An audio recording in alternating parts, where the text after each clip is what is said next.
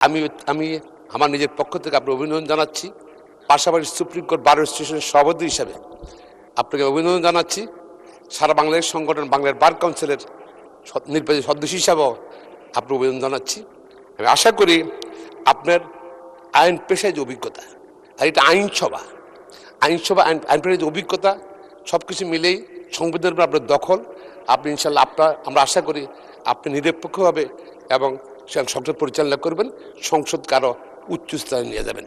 আমরা আপনার মঙ্গল কামনা করছি।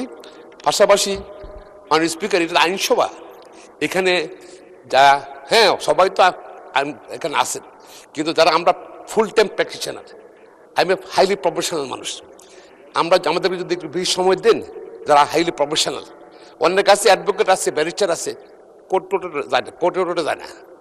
আমরা কিন্তু সারাক্ষণ 33 বছর কোর্টে থাকি, তো সেখান থেকে ওই জন্য আমরা হয়তো আমাদেরকে সময় বেশি দিলে আমরা আইন প্রণয়নে আপনি সহায়তা করতে পারবো, এটা আশা করছি। আমাকে বা যারা প্র্যাকটিসিং লয়ার তাদেরকে দিলে আপনি হেল্প করতে পারবেন।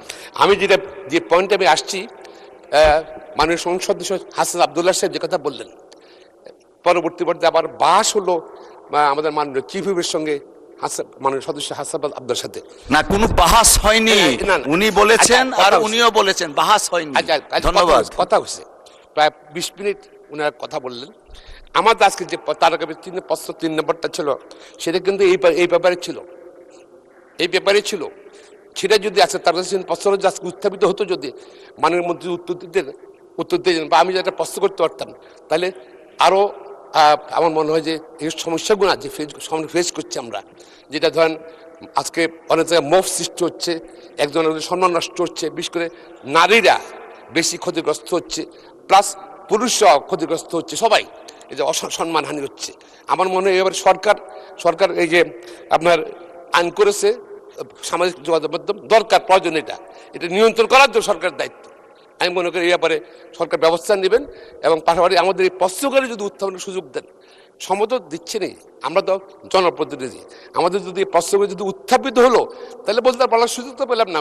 মাননীয় স্পিকার আমাদেরকে ওনার সঙ্গে একমত যে আমাদের প্রশ্নগুলো উত্থাপনের সুযোগ দিলে, মাননীয় মন্ত্রী বক্তব্য দিলে জাতীয় জানলো, পাশাপাশি সরকার থেকেও ক্লিয়ার হয় মনে করি। আপনাকে ধন্যবাদ মাননীয় স্পিকার।